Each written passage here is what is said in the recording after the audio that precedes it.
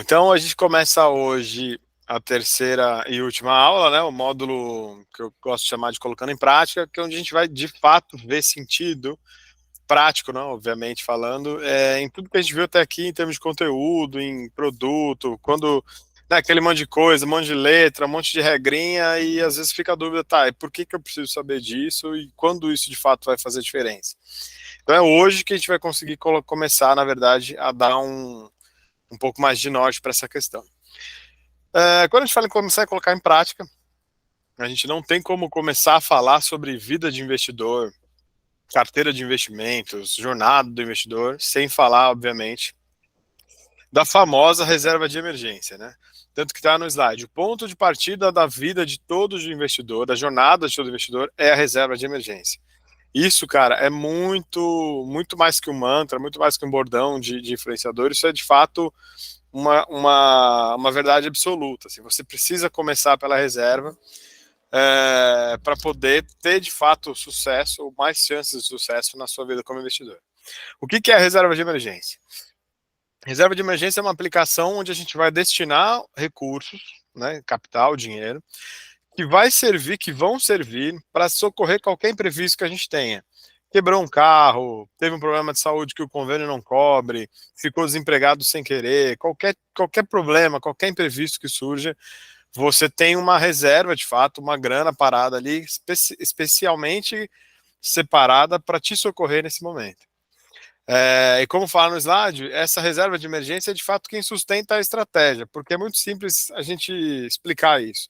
Vamos supor que você está na Bolsa de Valores, está comprando ação pensando em longo prazo, ações de empresas sólidas, fazendo análise de balanço, está ali construindo um patrimônio para viver de dividendos, que nem o Luiz Barsi, por exemplo, e aí, de repente, você passa por uma crise, vamos só fazer uma hipótese, chamada Covid, que é uma coisa que ninguém esperava, uma pandemia que todo mundo ficou em casa, quem era profissional autônomo teve que parar de trabalhar, quem tinha loja teve que fechar, e a fonte de receita seca e você não tem mais salário, não tem faturamento.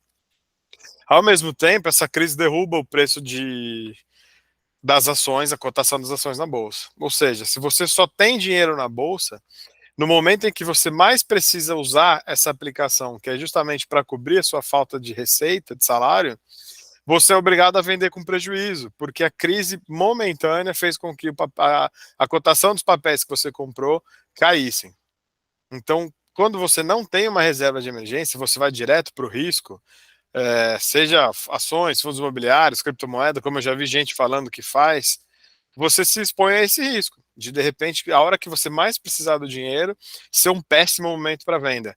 Quando a gente conversou, inclusive, sobre renda fixa, marcação a mercado, no curso anterior, na aula anterior, isso também é um risco potencial.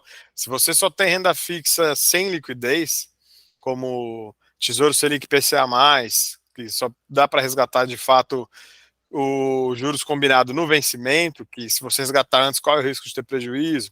Então, se você só tem isso, ou só tem prefixado, e aí tem uma emergência, precisa vender para se socorrer, você pode ter prejuízo e ter até menos do que o que você precisa para usar.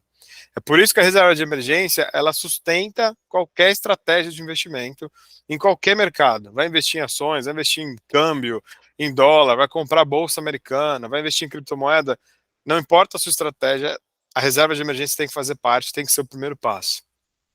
E no próximo slide a gente vai aprender mais ou menos como calcular a nossa reserva. Então vamos lá, peguei aqui o exemplo de duas pessoas hipotéticas. A gente começa sempre reforçando que não existe uma regra, né, para o tamanho da reserva de emergência. O que existe é um consenso em que tem que ser no mínimo 3 meses do seu custo fixo. Mas o ideal, de fato, são 12 vezes o seu custo fixo, ou seja, 12 meses de despesa paga aplicados numa alternativa de investimento segura e líquida. Tem que ter liquidez para você poder estar, de fato, protegido. Então, vamos usar o exemplo do Pedro. Ele tem aí R$ 900 de contas residenciais, né, água, luz, internet, aluguel. Tem aí um custo mensal de R$ 390 de alimentação, gasta R$ 210 de transporte e paga só R$ 90 no seguro-saúde. A despesa mensal dele, básica, é 1.590.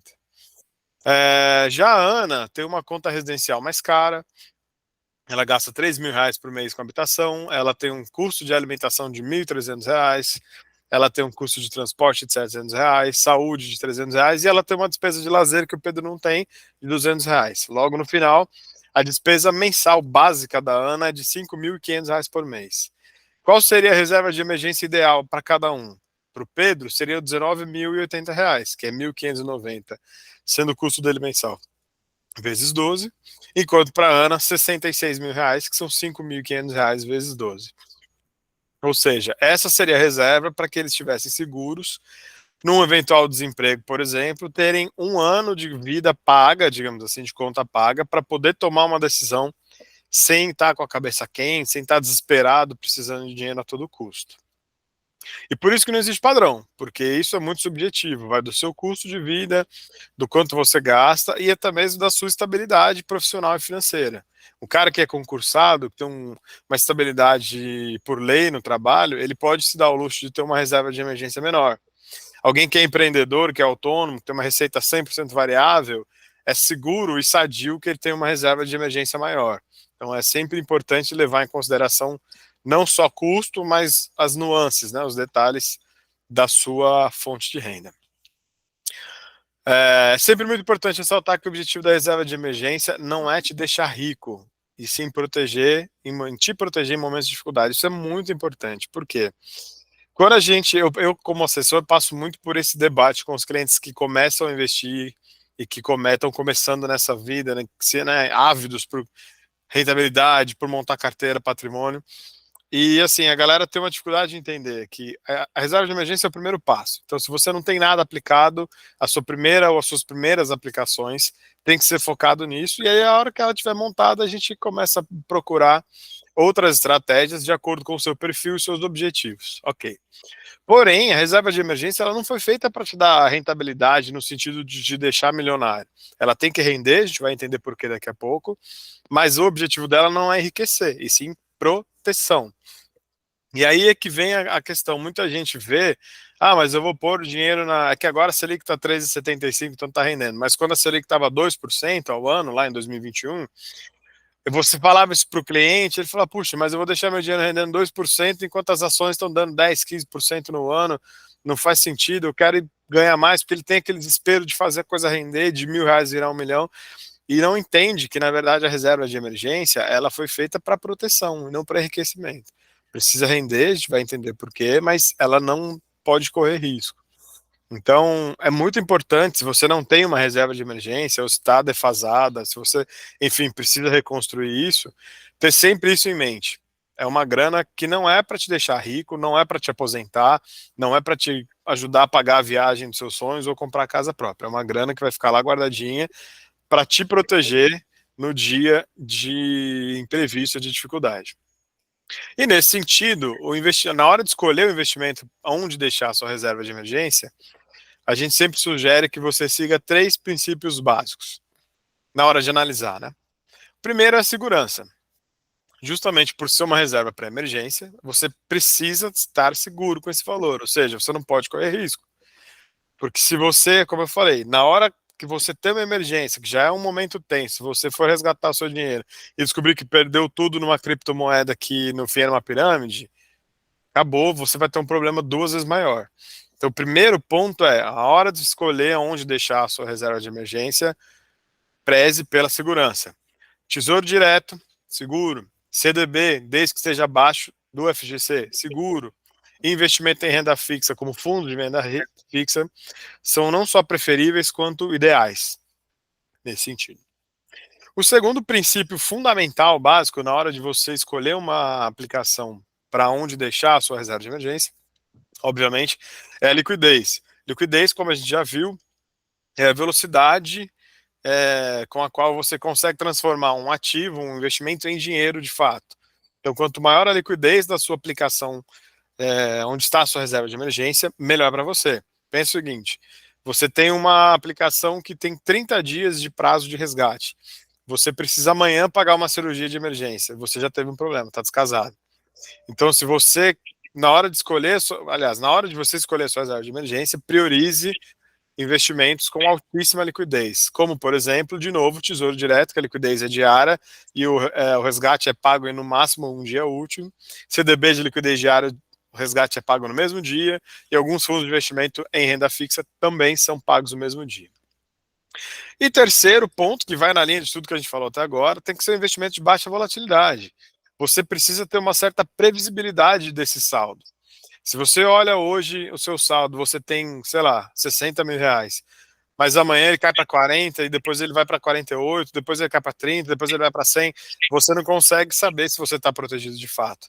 Então, você precisa ter na sua reserva de emergência, na sua carteira de reserva de emergência, não precisa ser um ativo só, dependendo do tamanho da reserva, ativos que tenham uma volatilidade baixa e que sejam constantes, como, por exemplo, o Tesouro Selic, que cresce todo dia um pouquinho, garantindo que você realmente consiga se planejar e ter a noção e a segurança de que você tem um valor ali que te cobre nesse momento.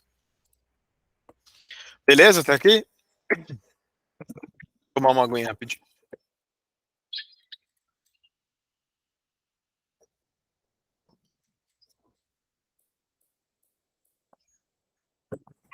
Maravilha.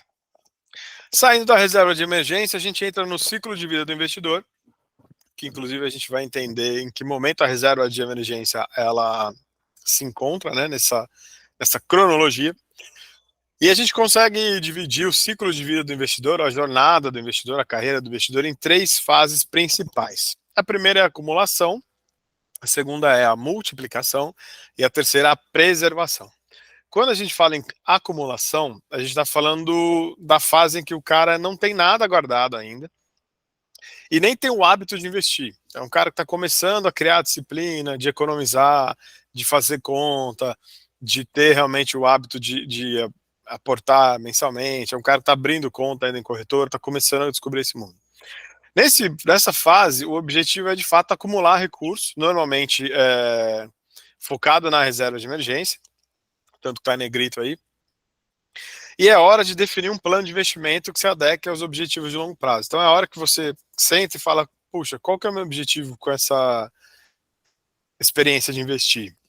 Eu quero investir para me aposentar, né, para viver de renda, eu quero investir para abrir uma empresa e poder largar o meu trabalho CLT e ser empreendedor, estou investindo para ir morar fora, criar um intercâmbio, enfim. Na fase da acumulação, a gente, como eu falei, o objetivo é juntar dinheiro, é guardar mais recurso, é a hora de começar a reserva de emergência e é a hora de definir de fato o plano de investimento. Porque investir sem um objetivo é uma coisa que não se sustenta no longo prazo. O primeiro sacrifício que você tiver que fazer, a primeira crise que você enfrentar, você vai desistir, porque a gente é muito consumista, né? A gente tem o hábito de compensar a nossa ansiedade, nossa desespero, nossas frustrações no gasto, na experiência, no consumo, seja de itens tangíveis ou intangíveis, experiências, enfim. Então, quando você não tem um plano bem definido, um objetivo bem definido para a sua carteira de investimentos, é muito difícil você levar até o fim. Por isso que é essa fase da acumulação, primeira fase do ciclo do investidor, é hora de criar um plano bem definido. No segundo estágio desse ciclo, que é a multiplicação, é quando você já tem uma carteira legal, você já tem a sua reserva de emergência construída, já tem uma outra grana, além dessa reserva de emergência, nessa carteira que busca realizar os seus objetivos, e aí já é possível a gente começar a diversificar um pouco mais a sua carteira, sair, tirar o foco, né, de coisas extremamente conservadoras para começar a agressivar um pouco mais, buscando otimizar o seu retorno. Então, basicamente, é a fase de diversificar. Primeira fase, plano bem construído, reserva de emergência sendo criada. Segunda fase, diversificação. Manter minha reserva bonitinha ali e vou buscar ganhos maiores através de produtos diferentes. E aí a gente fala de bolsa, pode envolver criptomoeda, dependendo do ativo e da quantidade, pode envolver mercado lá fora, e aí a gente tem um leque enorme para poder trabalhar. Quando a gente chega no terceiro ciclo e o final, é basicamente a hora que a gente já alcançou as metas, já bateu o quanto a gente precisava investir para cumprir o nosso objetivo, de forma que a gente deixa de tentar ganhar mais através do risco, né? E começa assim a se preocupar em preservar esse capital, essa carteira. Por isso que o nome desse ciclo é preservação. É o momento onde a gente larga o risco e foca em manutenção desse poder de compra que a gente atingiu. Que entra em negrito, está lá, por exemplo, a aposentadoria. Ou seja, comecei a investir com 20 e poucos anos, comecei a construir minha reserva, comecei a criar esse hábito, aí, sei lá, com 30, 35 anos eu já estou na fase de multiplicação, e aí, meu, vamos para as cabeças, renda fixa, variável, opções, estruturado, dólar, vou construindo até que eu chego nos meus 55, 50 anos, com a minha meta atingida, eu falo, cara, agora eu não vou mais correr risco, eu vou preservar esse capital para que ele não derreta. Então eu volto a pensar em ativos conservadores, porque agora eu quero viver dessa renda e realizar de fato o meu objetivo. Então, basicamente, o ciclo de vida do investidor se resume a acumulação, multiplicação e preservação. E quando a gente fala em preservação, entenda, perceba que isso tem uma cronologia, né? A gente começa na reserva de emergência, que é o primeiro ponto. O segundo ponto é tudo aquilo que a gente viu de alternativas de investimento, porque mesmo quando você é conservador, você dentro da própria renda fixa consegue diversificar e correr riscos maiores, buscando um capital maior. E a gente entra na terceira fase de preservação, aposentadoria, já abrindo caminho para o próximo tópico, que é justamente a questão de previdência. E eu chamo a atenção nessa aula, com essas matérias que estão aí na tela, justamente para a gente acordar para uma realidade que muitas vezes a gente vê, mas não entende. Idosos viram motoristas do Uber por grana e vida ativa. Pessoas acima de 60 anos representam 5% dos que dirigem pelo aplicativo nas ruas de São Paulo. Olha que interessante a manchete, né, a frase de chamada dessa reportagem. Os idosos estão virando motorista de aplicativo por dinheiro e por vida ativa. E o que isso quer dizer? Primeiro, boa parte desses idosos não tem dinheiro para se manter aposentados, então eles vão ter que continuar trabalhando até morrer, a não ser que eles ganhem na Mega Sena. E dois, às vezes eles até têm dinheiro suficiente para se manter, para sobreviver, mas não tem uma vida financeira que permita uma atividade para que eles continuem com a cabeça funcionando, enfim, continuem vivendo, não só sobrevivendo. Então, eu até tenho dinheiro para pagar o aluguel e remédio, mas se eu quero fazer uma viagem, eu não consigo. Se eu quero praticar um lazer, eu não consigo, porque a aposentadoria é muito justa. Então, a gente começa a entender que quando a gente pensa em aposentar, não é só pagar conta, não é só sobreviver, mas é manter de fato uma vida de qualidade e ativa para que a gente realmente consiga curtir esses últimos anos, né, essa velhice de forma agradável. Ali embaixo das duas outras imagens, a gente tem mais de um terço dos aposentados continua trabalhando. Pesquise aí, pô, o cara que trabalha em supermercado, o cara que trabalha em lanchonete. Isso por quê? Porque muita gente sonha em se aposentar, mas não tem a ideia do quanto isso custa. E é aqui a gente começa a fazer uma reflexão para a gente tentar entender de fato como isso funciona e sair desse curso com uma cabeça diferente. Eu costumo falar que, a partir de agora, se eu tivesse que resumir o curso em uma única aula, em algum único tema, ou se eventualmente eu tivesse que falar, olha, de tudo que eu falei, você tem que gravar uma coisa, é o que a gente vai ver daqui para frente. Previdência. E a gente começa chamando uma reflexão que é a seguinte: você sabe quanto tempo você precisa para se aposentar? Você sabe, de fato, quanto você precisa acumular para viver a vida que você imagina aposentado? Eu vou até mais além. Você sabe quanto custa a vida que você quer ter quando se aposentar, a sua aposentadoria? Quanto vai custar ela por mês? Isso é uma coisa que ninguém faz, é uma conta que ninguém sabe. Porque a gente cria um sonho de aposentadoria, tipo, como eu quero viver lá na frente, mas a gente não para fazer a conta.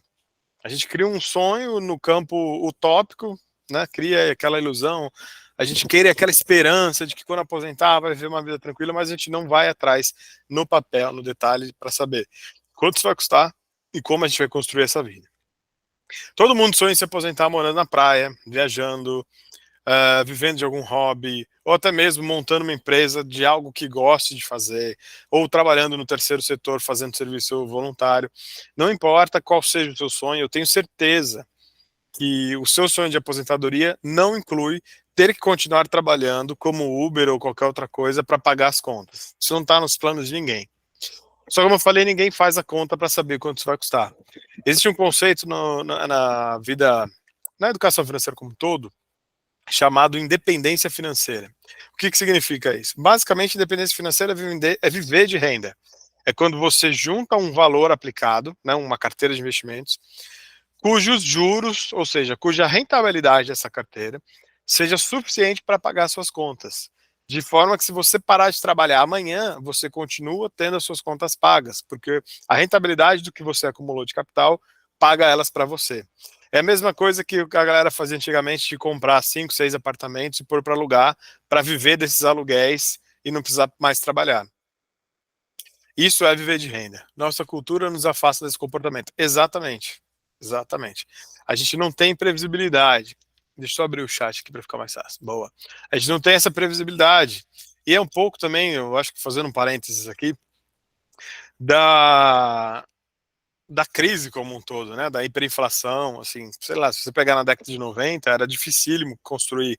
Para quem já era muito rico, ok, mas para quem estava buscando essa ascensão patrimonial, era muito difícil construir um plano previsível, né? Porque mudava de moeda para caramba, mudava de preço para caramba, os investimentos eram muito focados em alta renda, o cara que tinha uma renda menor não sabia o que fazer.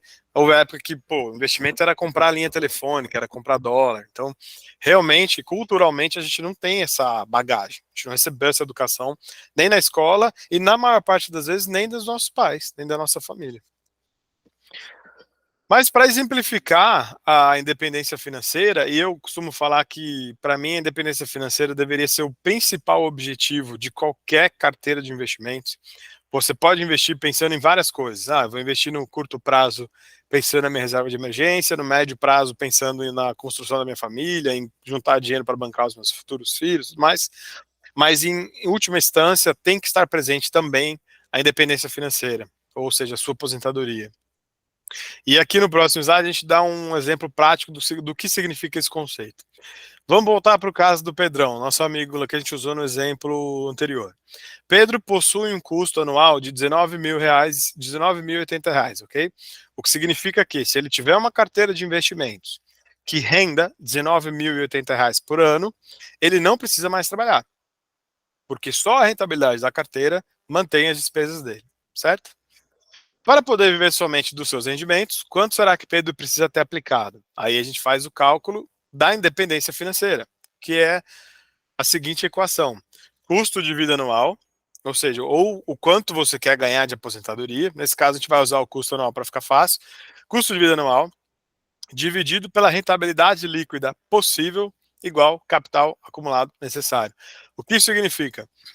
O quanto eu quero ganhar por ano dividido pela rentabilidade que eu consigo ter considerando uma aplicação conservadora, tanto que está negrito aí. Por quê? Não adianta considerar o puta, Ibovespa, melhorando o Ibovespa foi 20% no ano, então eu vou usar isso como isso é irreal. Né? Ao mesmo tempo que teve ano que foi 20%, teve ano que foi negativo. Então você tem que pegar uma rentabilidade possível, realista e conservadora. Porque, como eu falei, a fase da preservação é a fase onde você vai precisar garantir que esse dinheiro continue rendendo. Então, se você pega, faz a conta lá, você precisa de 1 milhão, junta 1 milhão, aí enfia isso numa criptomoeda que em 2 meses cai 50%, você já não tem mais a sua independência financeira, você vai ter que voltar a trabalhar, é todo um trauma. Então, nesse momento, a gente tem que ser conservador. Indo para um exemplo com números. Pedro precisa de R$ 19.080 líquido por ano, e a rentabilidade de um título de renda fixa, vamos supor, Tesouro Selic, que é conservador, é seguro, a rentabilidade líquida para esse título, na hora que ele quer aposentar, é de 8% ao ano. A gente está considerando uma Selic, uma queda na Selic daqui para frente.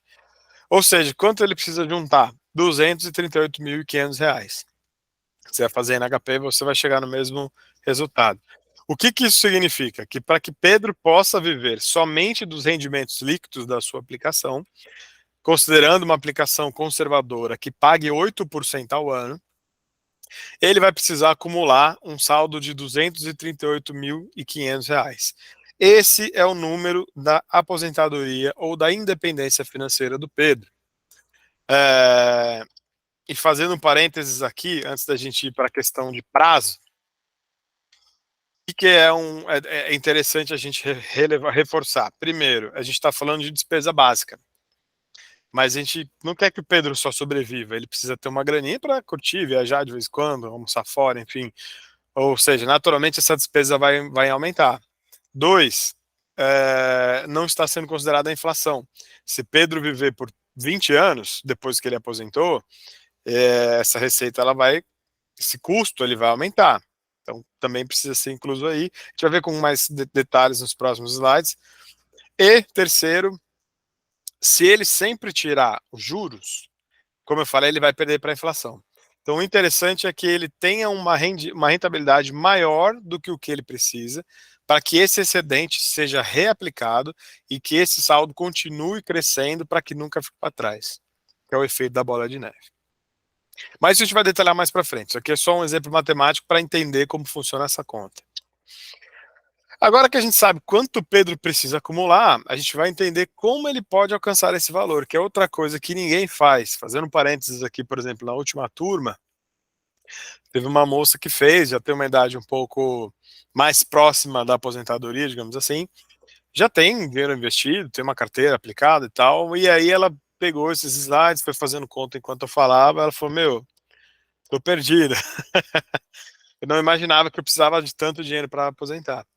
Eu falei, mas por quê? Você imaginava um valor menor? Você já tinha feito essa conta? Ela falou, não, não imaginava nada. A verdade é que você falou, eu nunca tinha feito essa conta, e agora que estou fazendo, percebi que eu ainda estou longe. Eu achei que porque eu tinha uma coisinha aplicada, beleza, eu já estava encaminhado.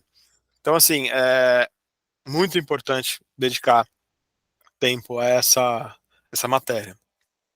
Então, vamos falar, por exemplo, no caso do Pedro. Pedro precisa de 200 e, quanto eu falei? R$ 238.500 para aposentar. Legal.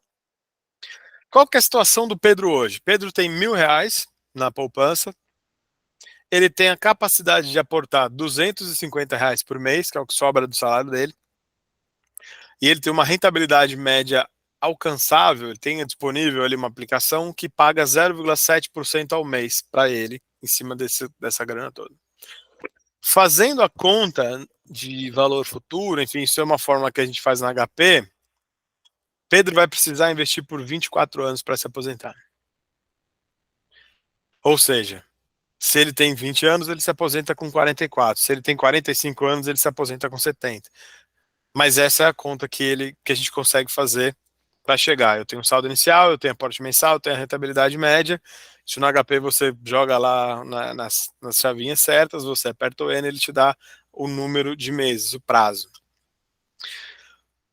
E esse cálculo é importante fazer também, porque às vezes a gente acha, como eu falei, assim como no caso dessa mulher, a gente acha que está no caminho certo, mas às vezes está muito longe.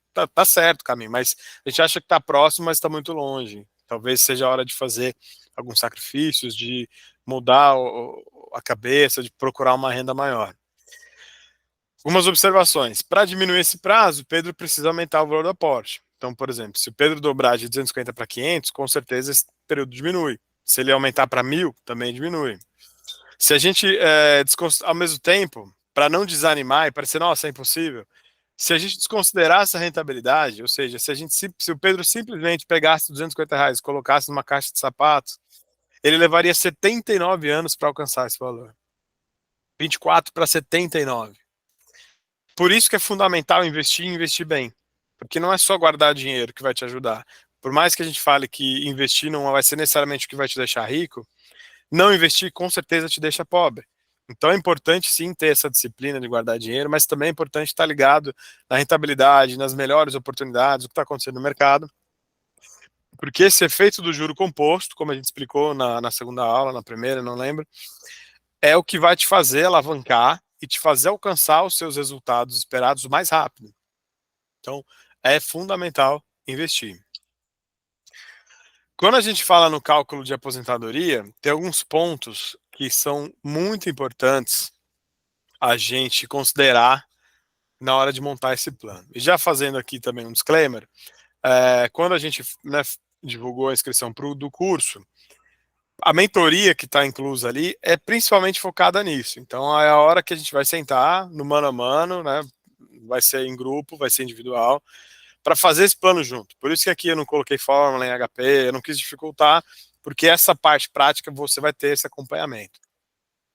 Mas basicamente, agora que está começando a despertar essa necessidade de planejamento nesse sentido, tem 3 pontos que é importante levar em consideração. primeiro deles é: seja detalhista na hora de calcular o seu custo. Então, volta lá para o seu plano de aposentadoria, fecha os olhos e pense o seguinte: onde eu quero aposentar? Quero aposentar em São Paulo? Quero aposentar no interior? Quero aposentar na Itália? É a hora de sonhar, de pôr para fora aquilo que você realmente quer e não aquilo que você acha que é possível. Essa decisão a gente deixa para mais para frente. Primeiro é, cara, o que eu quero? Ah, quero aposentar na Itália. Pô, eu gosto de tomar um café da manhã todo dia fora de casa. Quanto será que isso vai custar? Pô, eu não vou querer morar para sempre, tipo, quero no mesmo lugar, eu quero poder mudar a cada 2 anos, 3 anos, beleza. Eu quero poder viajar uma vez por mês, uma vez por semestre, beleza. Tudo isso tem que entrar na conta. Imagina a sua vida aposentada. Como é que vai ser a vida do Bruno aposentado? Eu quero ter o mesmo carro para sempre, eu quero poder continuar trocando de carro, eu quero poder ajudar os meus filhos a investir na vida dos meus netos. Tudo isso você tem que pensar. Quanto mais detalhista for o seu plano, mais próximo da gente conseguir realizar.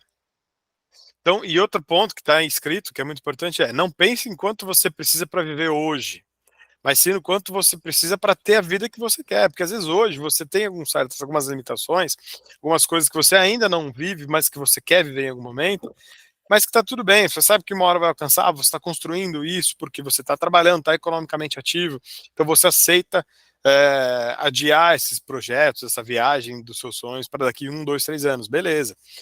Mas isso quer dizer que você está vendo com restrições, porque você sabe que essa fase vai ter fim. É para isso que a gente levanta todo dia e vai trabalhar.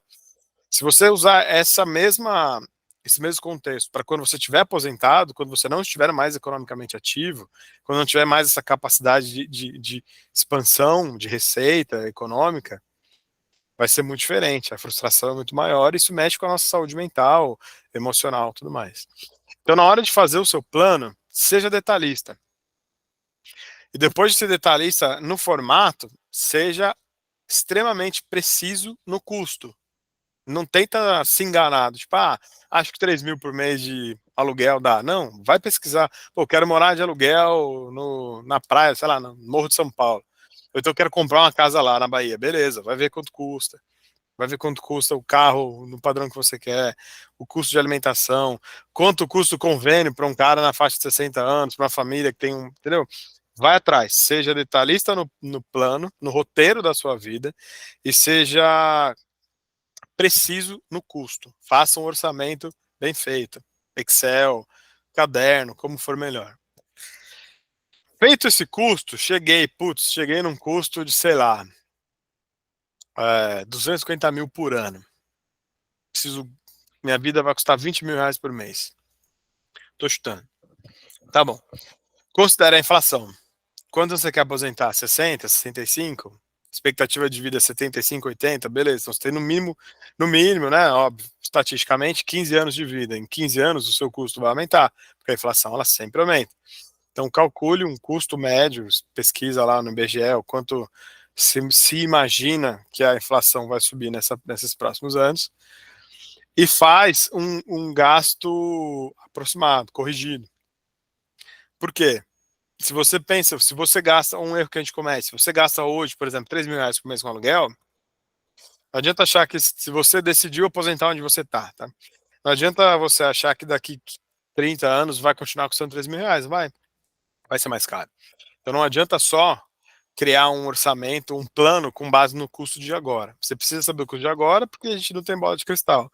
Mas feito esse orçamento, corrija para uma inflação considerada conservadora, para você ter uma noção mais apurada do quanto você precisa juntar. E o terceiro ponto que é muito importante, cara, é rever esses planos periodicamente, pelo menos uma vez por ano, em dois cenários. Primeiro, eu ainda quero morar na praia. De repente eu comecei a construir isso pensando em morar na Bahia, no litoral lá da Bahia, e de repente eu descobri que eu prefiro frio, agora eu quero aposentar no Canadá. Natural, a gente muda de opinião, a gente se adapta, a gente muda o gosto, então é importante a gente sempre rever os planos para ver se o nosso projeto de futuro condiz de fato com o que a gente realmente quer.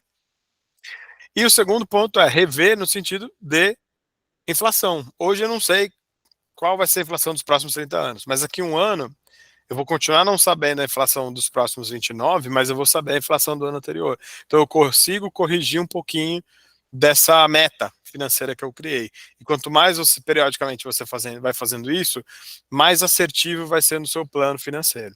Isso é fundamental para que você consiga hoje construir um mapa da sua vida, para onde vai navegar o barco chamado vida, para que você chegue lá no final, na linha de, né, de chegada, do jeito que você gostaria. E não como a maior parte dos idosos no Brasil. Hoje, se a gente for ver, a maior parte dos aposentados, me fugiu agora a estatística, mas é assustadora. A quantidade é muito maior do que a metade. A quantidade de aposentados que continuam ou trabalhando ou dependendo de ajuda de familiares, de filhos, de parentes ou de instituições de caridade, porque a aposentadoria não banca. Isso porque a gente está falando de uma galera que se aposentou na regra antiga. A gente que vai se aposentar na regra nova tem ainda mais dificuldade, uma distância ainda maior de conseguir viver bem só com o que o INSS dá. Você tem hoje, por exemplo, o piso, o salário mínimo hoje no Brasil é R$ 1.302. Grande parte dos aposentados do país vivem com um salário mínimo. R$ 1.300 para quem mora em São Paulo, não dá nada. Para quem é aposentado e gasta com convênio médico caríssimo, porque o convênio vai encarecendo à medida que você envelhece, quem gasta com remédio controlado, não vale nada. Então não dá para a gente se acomodar em viver com o INSS e não dá para a gente simplesmente confiar na sorte de que, não, as coisas vão se resolver até lá. Não é assim que funciona. A gente precisa construir um plano, saber onde a gente quer chegar e saber o que fazer para que isso aconteça. Então, voltando aqui para esse exemplo, puxa, preciso de. Aqui está R$ 20.000 no ano, preciso, sei lá, de R$ 60.000 no ano, dividido a uma taxa de 8%, que é provavelmente onde vai estar pousando a Selic lá. Eu preciso, sei lá, de R$ 1 milhão. Beleza, você já sabe quanto vai custar a sua vida, 1 milhão ao ano. Aliás, 1 milhão total para que você tenha 60 mil ao ano. Puxa, como é que eu junto R$ 1 milhão? De novo, seja realista. Essa fase também é a fase de ser realista. Puxa, eu consigo guardar com muito esforço R$ 500 por mês, mas eu já tenho 100 mil guardado lá de uma casa que eu vendi ou de um acordo que eu fiz no meu antigo emprego. Beleza, você já tem uma noção.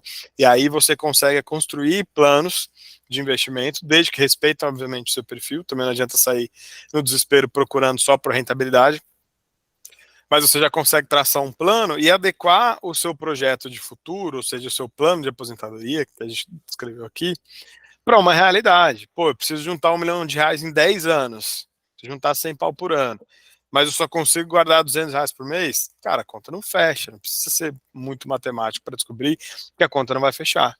E aí você começa a acordar para a sua realidade do tipo, pô, o que eu faço?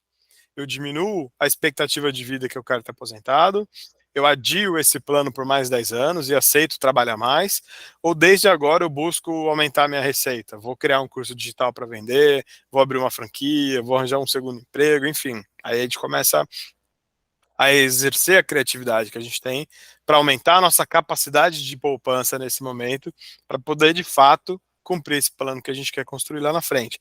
Voltando ao exemplo da aluna no curso anterior, ela devia ter provavelmente um plano, deve ter, na verdade, um plano de 12 anos no máximo para aposentar, estourando, talvez menos. E o custo que ela calculou, oferiu, do que ela quer ter, dentro da capacidade atual dela de receita, de aplicação, não bate. Vai levar muito mais tempo que isso. Porque ela é uma pessoa muito conservadora, não gosta de bolsa de valores e tal.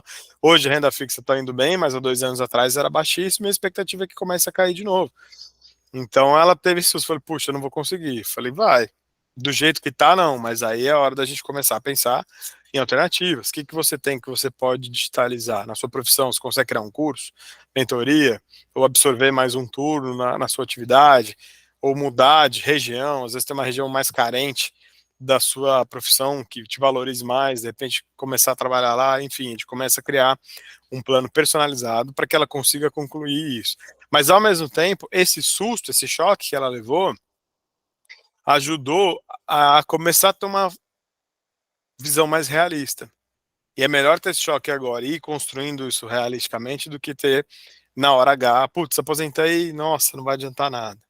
Então é fundamental ter essa reflexão. Ela é cansativa, ela é exaustiva e não vai acontecer num dia só. Você precisa pensar, você é casado, conversar com seu cônjuge, se você tem filhos, conversar com eles, se eles ainda estarão com você na época da sua aposentadoria, de certa forma, eles também vão precisar participar, fazer conta, fazer pesquisa, para que isso de fato seja viável e seja tangível, e para que principalmente, quando chegar a hora, você não seja mais um na estatística de que é obrigado a trabalhar até morrer. Warren Buffett, o maior investidor de bolsa do mundo, mais rentável e mais consistente investidor de bolsa de valores do mundo, tem uma frase da qual eu gosto muito, que fala o seguinte: se você não achar uma forma de ganhar dinheiro dormindo, você vai ter que trabalhar até morrer. Isso é muito real. Se você não achar uma forma de viver de renda passiva, dos juros da sua carteira de investimentos, ou dos seus produtos perpétuos, no caso marketing digital, você vai ter que trabalhar até morrer. Isso é fato, não é uma maldição, não é uma condenação, é uma realidade. Você vai continuar tendo que trabalhar todo dia para receber. Tem um outro pensador aí, que eu não sei quem foi, que criou uma frase que é: se você vive somente do seu salário, você está a um passo da pobreza. E é verdade, você pode ganhar 100 pau por mês. Se o CEO da empresa mais importante da economia, se você não tem um real guardado, não tem um plano de investimento, não tem um projeto, a partir do momento que você for demitido, você quebrou, você está pobre, porque você vive só da receita que o seu braço gera, que a sua atividade gera. Então é fundamental fazer essa análise e esse estudo, esse exercício de imaginação de futuro, onde eu quero estar, como eu quero estar, quanto eu quero ganhar, porque quanto mais cedo a gente pensar nisso, mais chances a gente tem de realmente concretizar. E, como eu falei, para mim, eu acho que, em essência, é o principal tema quando se fala em investimentos, em educação financeira, em planejamento. É isso: aposentadoria e independência financeira, para garantir que a gente tenha uma próxima geração de idosos, ou que a nossa geração, quando estiver idosa, tenha uma qualidade de vida melhor, tenha uma previsibilidade melhor, uma vida mais alegre, mais feliz. É fundamental que a gente consiga começar a plantar isso agora. Esse foi o terceiro módulo. Ele é um pouco mais curto porque ele é um pouco mais tenso, no sentido da gente refletir, né, de começar a pegar a parte, todo esse conteúdo teórico para a gente colocar em prática. E aí, como eu falei aqui, quando você pensa, por exemplo, no ciclo do investidor, em reserva de emergência, você já entendeu na fase de acumulação quais são. Se você viu as últimas aulas e entendeu os produtos, você já sabe dizer quais são os melhores produtos para colocar ali: Tesouro Selic, CDB de liquidez, multiplicação, já começa a entrar uma LCI, uma LCA, um CRI, uma debênture já é interessante, porque você vai achar uma rentabilidade maior correndo risco. Preservação, a gente volta a pensar nos mesmos ativos da reserva de emergência. Quando a gente fala em construção de patrimônio para longo prazo e aposentadoria, como eu falei no segundo tópico desse slide, Tesouro IPCA+, Tesouro Renda Mais, uma excelente alternativa para quem está começando a investir, pensando em aposentadoria. Então, acho que deu para entender, fazer o paralelo, mas cria esse plano, cria esse projeto. Sobre a criação de um plano para os filhos, qual a sua sugestão? Cara, a minha sugestão inicialmente é a seguinte: eu penso que você tem dois cenários, né, que é muito comum com quem começa a investir. Você tem a galera que junta um pouquinho desde quando a criança nasce, para quando ela tiver 18, você pegar esse saldo acumulado e entregar para ela, e ela faz o que ela quer. Ou você tem a galera que se preocupa em garantir um fluxo de caixa, um fluxo de renda, para que ela tenha uma ajuda de custo, do tipo, vai pagar a faculdade, então a mensalidade está garantida, ou vai fazer um intercâmbio, enfim. Se você pensa, seja um ou outro, eu acho que o ideal é alguma coisa atrelada ao IPCA. Se pegar um IPCA mais 6, por exemplo, você está garantido 6% de crescimento real, porque você vai garantir que esse dinheiro seja corrigido pela inflação. Então, no final das contas, o dinheiro subiu, a inflação mais 6% ao ano. Você pensar em 15, 16, 18 anos de horizonte, é um dinheiro legal, é uma rentabilidade muito boa. Então, vai ter um bom montante para essa criança quando ela atingir 18 anos. Dali para frente, vai um pouco da sua estratégia. Se você quer garantir que ela tenha uma receita mensal para que ela possa usar isso como se fosse uma mesada compulsória, automática, para ela poder pagar a faculdade, cursinho, ter uma ajuda no intercâmbio que ela queira fazer, etc., eu iria no Renda Mais, Tesouro Renda Mais. Por quê? Porque no final desse período de acumulação, quando chegar no vencimento, ao invés dele pegar esse bolo de, sei lá, 300 mil reais que você juntou e jogar no colo para você fazer o que você quiser, ele vai dividir esse saldo de 300 mil reais em 24 parcelas. Aliás, em 240 parcelas, em 20 anos. Então você garante que dos 18 aos 38 anos, o seu filho tenha um salário passivo, uma renda passiva. Por que que é bom? Vai ajudar no começo, quando tiver que pagar a faculdade, vai ajudar no começo enquanto ele é estagiário e não tem receita, mas vai ajudar quando ele casar, quando ele tiver filho, porque dos 18 aos 38 a vida muda muito, né? Então você garante para ele ali uma espécie de mesada compulsória. Eu acho interessante. Mas se não, se você prefere que, você acha que com 18 anos ele vai ter a maturidade de saber o que fazer com o dinheiro e prefere dar para ele esse montante para ele investir no que ele quiser, pagar uma faculdade, abrir uma empresa ou montar um intercâmbio, aí pode ser o Tesouro Selic IPCA+, não o Renda Mais. Porque aí no IPCA+, sim, no vencimento você resgata tudo e aí ele pega essa grana e faz o que ele achar melhor. Então, depende, eu acho que para acumular, eu consideraria um desses dois ativos sempre atrelados ao IPCA, mas no resgate vai depender do que você achar mais interessante para ele, ou IPCA resgatando tudo, ou Renda Mais resgatando via parcela, né? Via, como chama? É, via mesada. Cara, eu acho que interessante criar os dois cenários. Um parcial nos 18 é legal. Tipo, você vai entregar uma grana maior para ele ter essa liberdade, né? Do tipo, pô, bateu 18, pega uma grana para comprar um carro, ou fazer uma viagem, um intercâmbio, e ao mesmo tempo outra parte como uma ajuda de custo. Acho interessante, mas eu acho assim, é legal você fazer conta, tipo, cara, quanto você vai colocar por mês e quanto isso vai gerar lá na frente. Porque, por exemplo, às vezes, se você for colocar um valor baixo, pode ser que lá na frente, dividir dessa forma, fique de certa forma não tão relevante nas duas pontas. Tipo, ele vai pegar pouco à vista e vai ter uma parcela muito baixa nos 20 anos porque o montante total não foi tão alto. Então, dependendo quando você juntar, pode fazer sentido dividir. Dependendo quando você for juntar, talvez seja melhor escolher. Mas é fazer conta. No site do Tesouro tem o simulador, a gente pode fazer isso junto, se você quiser, e ter uma noção do quanto vem e do quanto vai mudar. O montante, obviamente, vai depender do quanto você vai pôr por mês e do prazo, né? Se seu filho acabou de nascer, você tem 18 anos de horizonte, é uma coisa. Se ele já tem 10 e você tem 8, é outra. Então também é interessante fazer conta. Mas, cara, em essência é legal. Fazer essa divisão te dá uma autonomia, uma flexibilidade maior. Bacana. Cara, acho que é isso. Se tiver alguma outra dúvida, pode mandar. Mas se não, eu quero reforçar o que eu falei. A gente tem como incluso essa consultoria. Por isso que esse último módulo ele é mais teórico e menos prático. Por isso que eu não trouxe fórmula, não parei para você pegar um caderno e fazer essa conta agora, porque a ideia é fazer isso com calma. Então, pega esse conteúdo, absorve, pensa nisso. Se quiser, assiste essa aula de novo. Amanhã eu estou mandando o link para você. E aí, quando você tiver, pô, legal, entendi o conceito, me chama. A gente faz uma chamada de vídeo aí, tempo que levar, que for necessário. A gente marca de acordo com a sua demanda.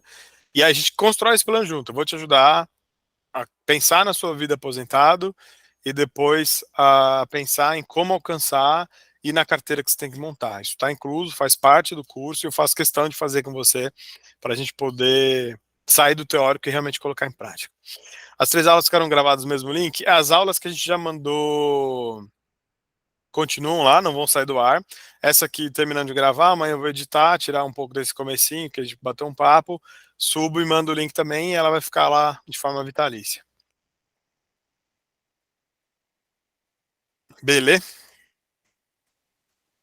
Fechado, cara. Então, obrigado pela participação de novo, pela confiança. Qualquer feedback que venha a surgir depois é sempre bem-vindo, a gente está sempre tentando aprimorar esse material. Como eu falei, gravamos, está disponível 100% online lá na plataforma, na Eduz. Se conhecer alguém que acha interessante esse tema, com quem você acha que possa alguém que você acha que possa se beneficiar do material, quiser indicar, fica aí a minha gratidão. E no mais é isso, cara. Estou à disposição no WhatsApp 100% do tempo. É só chamar que a gente põe isso no papel. E quando você tiver afim, avisa que a gente marca essa mentoria aí individual, beleza?